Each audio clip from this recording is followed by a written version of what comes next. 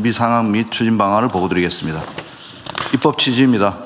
산업별 교섭이 일반화된 국제 기준과 달리 기업별 교섭 중심의 우리나라 노사관계는 원하청 간 대화 자체가 불법이 되어 불법 파업과 손해배상 청구, 극한 투쟁과 분쟁 장기화라는 악순환이 반복됐습니다. 한편 이러한 기업별 교섭 구조는 대중소기업 간 생산성 격차가 하청 노동자의 임금 격차로 이어져 노동시장 이중구조를 고착화하는 기제로 작동되었습니다. 따라서 개정노조법은 불법 파업에 면죄부를 주는 법이 아니라 불법의 근원을 없애서 원하청 간 대화를 제도화하여 격차 해소와 동반 성장을 위한 진짜 성장법입니다. 이러한 입법 취지를 충실히 구현하기 위해서 정부는 노사와 전문가 의견을 폭넓게 듣고 제도적 기반과 현장 지원 체제를 촘촘히 준비해 왔습니다. 우선 현장 예측 가능성을 높이기 위해 사용자와 노동쟁의 대상 등 핵심 쟁점에 대한 판단 기준을 마련했습니다. 현장의 개별 구체적 질의에도 면밀한 유권 해석을 제공하기 위해 전문가 자문위원회를 운영하고 자문위원회의 자문을 축적하고 공개하여 반복되는 쟁점에 대한 현장 질서가 조기에 자리 잡도록 지원하겠습니다. 또한 하위법령 정비와 함께 중앙노동위원회와 공동으로 원하청 교섭 절차 매뉴얼도 마련해 제도가 실제 현장에서 작동할 수 있도록 절차적 지원도 갖추었습니다. 두 번째로 노동위원회와 함께 분쟁 조정의 역할을 강화해 나가겠습니다. 원하청 교섭 과정에서 분쟁이 발생하는 경우 노동위원회가 사용자성 여부 등 핵심 쟁점에 대해 신속하고 공정하게 판단하여 노사 갈등이 확대되지 않도록 하겠습니다. 아울러 노동부 지방간사와 지방노동위원회를 매칭해 현장 대응력을 높이고 의도적인 교섭 지연이나 회피가 있는 경우에는 부당 노동행위 여부를 신속히 조사하여 제도의 실효성을 담보하겠습니다. 마지막으로 공공부문은 정부가 실질적 책임을 져야 하는 영역입니다. 정부는 지난 11월부터 관계부처 TF를 운영해 협업체계를 정비해 왔습니다. 앞으로 공공부문의 모범 사용자로서 선도적 역할을 수행하여 모범 사례를 발굴하고 민간으로 이어지도록 하겠습니다. 각 부처와 협업을 상시화하여 공공부문 상생협력 우수 모델을 만들기 위한 지원을 강화하겠습니다.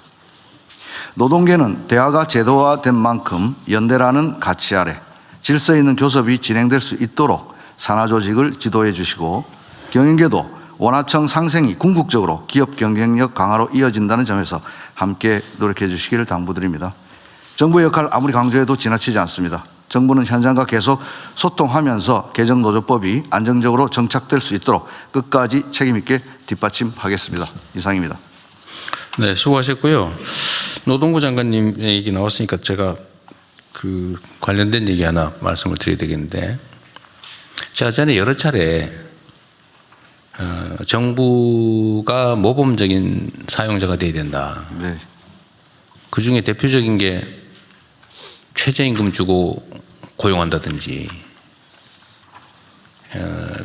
퇴직금 안 주려고 11개월 뭐 29일 일 시킨다든지, 정규직 안 시켜주려고 1년 11개월 만에 계약 끝내고 한 달 쉬었다가 다시 또 1년 11개월 계약하고 그런 거 있잖아요. 그거 하지 말라고 했잖아요, 제가 여러 차례. 네.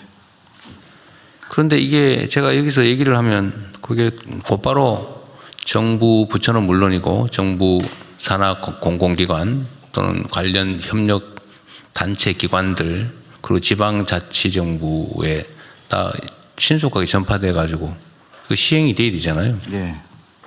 근데 얼마 전에 제가 뉴스 보니까 계속 그걸 하고 있더라고요. 그건 심지어 딱 하루를 빼고 계약을 해가지고 퇴직금 안 주고 또 그게 그런 식의 계약을 또 반복하고, 그래서 그걸 기자가 물어보니까 우리는 못 들었다 그랬다는 거 아닙니까?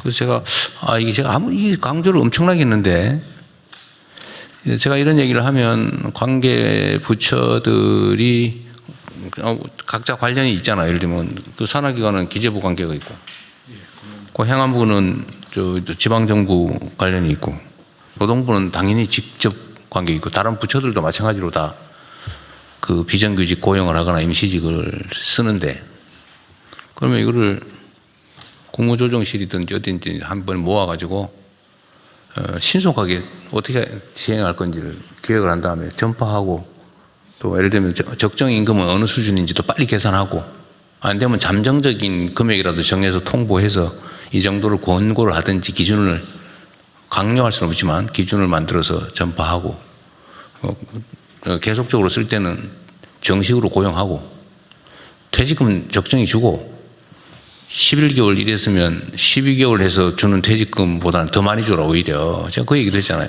공정임금이라고 이름 붙였던가. 네. 그거 빨리빨리 시행을 해야 되는데 지금도 이렇게 여기저기서 몰랐다 이런 얘기 나오는 걸 보고 제가 좀 아쉬웠어요. 네. 일단 주무부처 장관으로서 그 보도를 보고 저도 놀랬고 대통령님께 또 명부스럽습니다.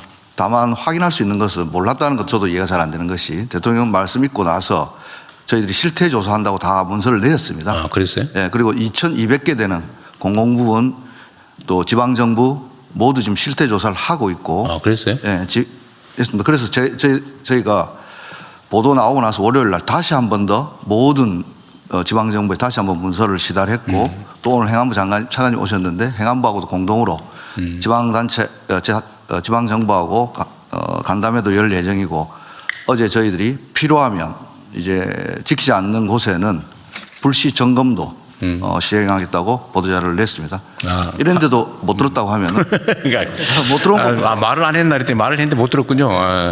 못 들었다는 것부터 먼저 가겠습니다. 알겠습니다. 저의 오해였습니다. 일단 그런 게 있으면 신속하게 해명도 하시고 예. 예를 들면 일단 보도라고 하는 게 나오면 언론의 역할이라고 하는 게 있기 때문에 국민들 그렇게 인지하거든요. 대통령이 말을 했는데도 시행이 안 되나 봐. 예. 콩가루 집안인가 봐. 예. 이렇게 되면 안 되잖아요. 그죠? 예. 좀 보는 건 설명을 정확하게 빨리 신속하게 하고 그러면 나머지 마저 시행해 주시고요. 끝나기 전에 비공개하기 전에 제가 하나만 말씀을 좀 드리겠습니다. 우리가 이제 국민으로부터 권한을 위임받아서 우리에게 주어지는 온갖 일들이 있잖아요. 각 부처청 해야 될 일 무궁무진하고 거기에 보면 조직이 뭐 기본적으로 복잡하게 돼 있고 또 권한도 좀 많이 나눠져 있고 밑으로 갈수록 세부적으로 쪼개져 있는데 이게 자칫 잘못하면 이걸 소위 관료라고 하죠. 관료화라고 하는데 이제 칸을 넘어가지를 않는 거예요.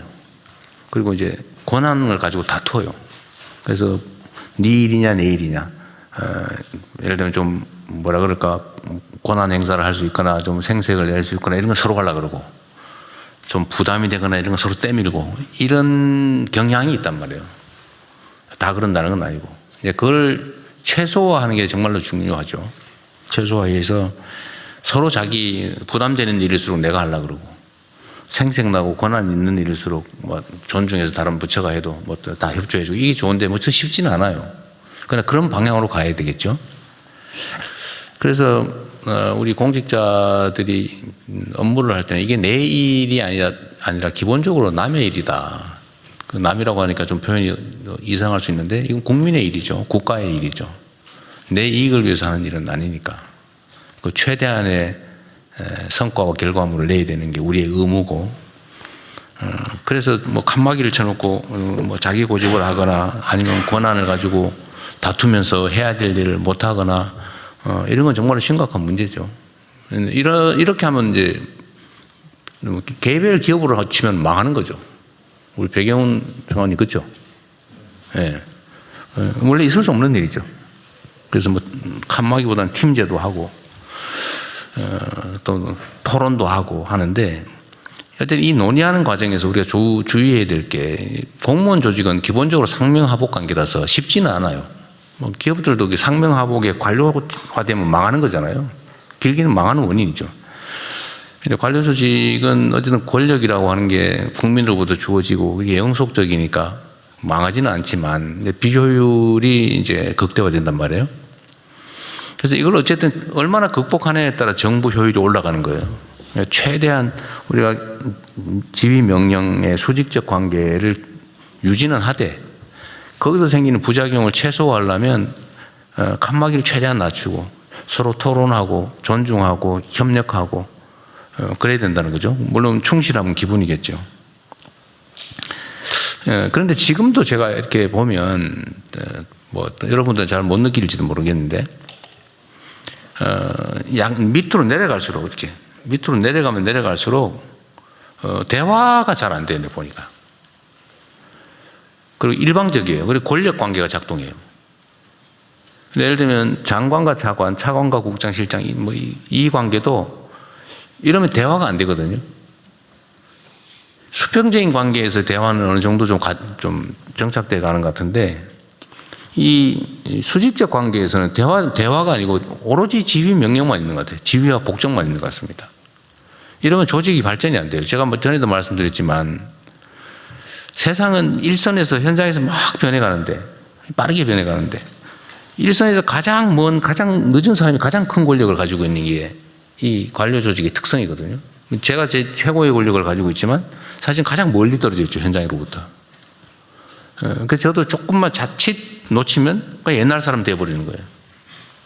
저도 그러지 않으려고 많이 노력하죠. 그래서 가능하면 여러분 의견도 아니면 뭐 국민들의 의견도 하다못해 그래서 막 밤늦게까지 여기저기 뒤지면서 뭐 혹시 뭔 얘기 하나 이렇게 몰래 한번 들여다보고 뭐 이렇게 하는 거예요.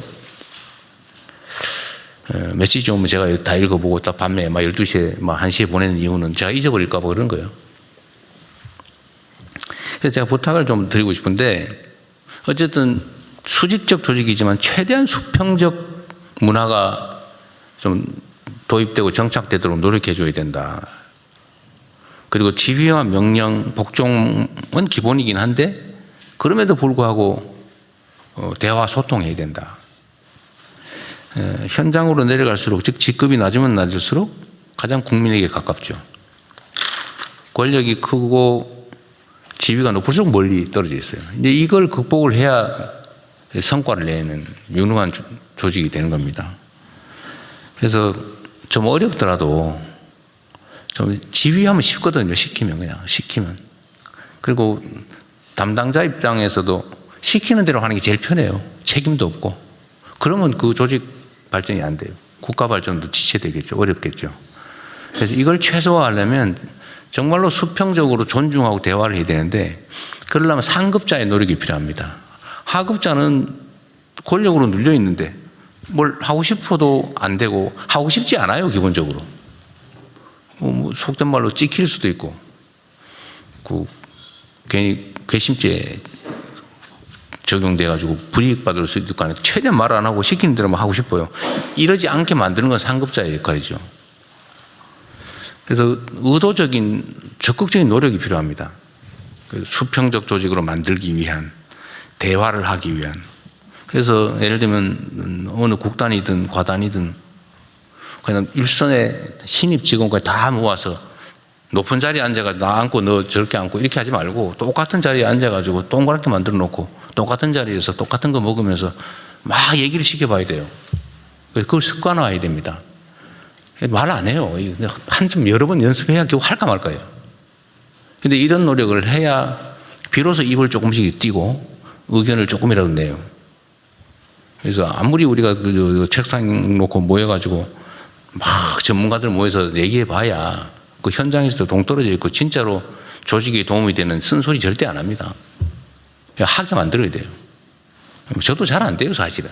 그러나 저는 최소한 노력은 해요.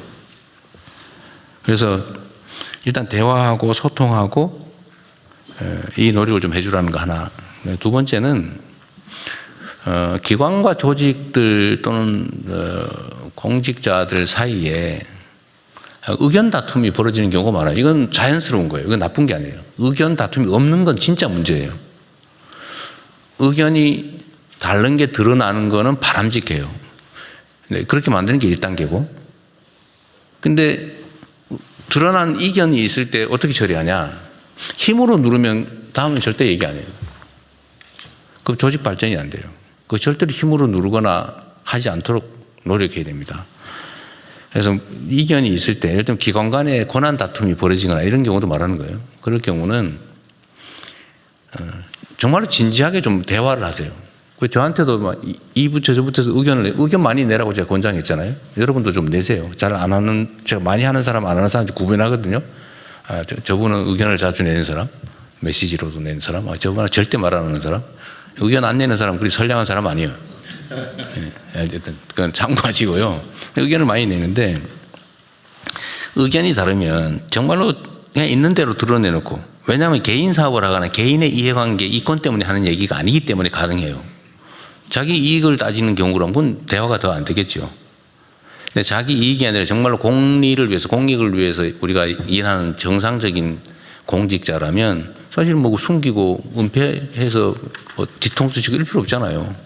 잘 되자고 하는 거니까. 그것도 내가 아니라 다른 국민이 잘 되자고 하는 거니까, 나라 잘 되자고 하는 거니까 정말 있는 대로 그냥 허심탄회하게 얘기를 하고, 오해가 있는 것들은 좀 조정을 좀 하고, 타협을 해서 의견을 좁혀보는데 안 좁혀지는 부분이 있어요.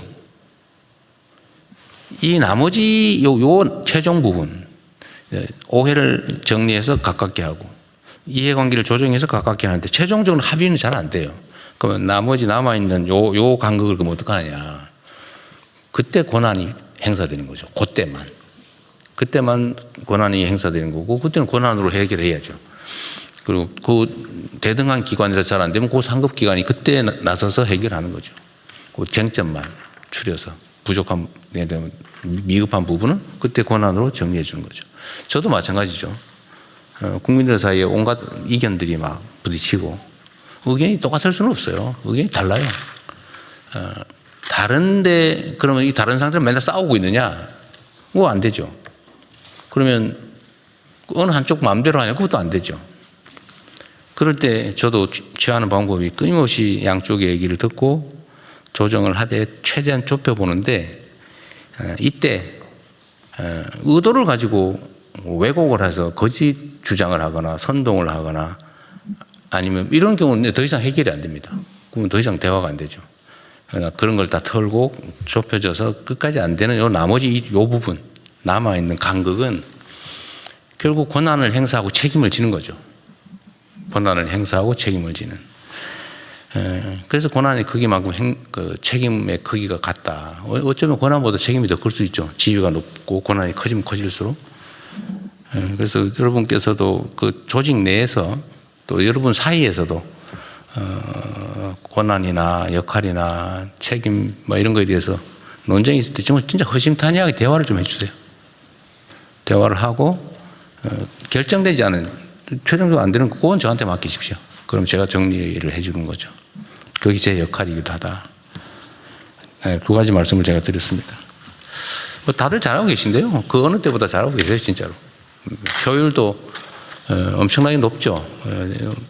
아마 세월이 지나고 나면 지금까지 어떤 정부 조직보다도 효율적으로 소통하고 정말 최선을 다해서 많은 성과를 낸 정부로 기억될 거라고 좀 일단 자신하고, 실제로 그렇게 만들어야 되겠죠. 책임감도 느낍니다.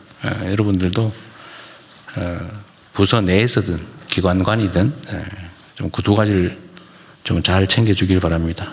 수평적으로 소통하는 노력. 두 번째는 진지하게 토론하되 부족한, 접해지지 않는 마지막 부분은 스스로 권한을 행사하고 반드시 책임을 진다.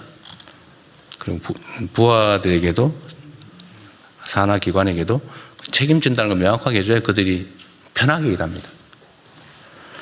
대체적으로 공직사회, 안 좋은 공직사회를 보면 권한 행사는 자기가 하고 책임은 다 밑으로 떼는 거고 딴 데 떼는 거고 이러니까 일이 안 되는 거죠. 맨날 싸우고 그러는 겁니다. 네. 네, 이제 의안 심의로 넘어가겠습니다.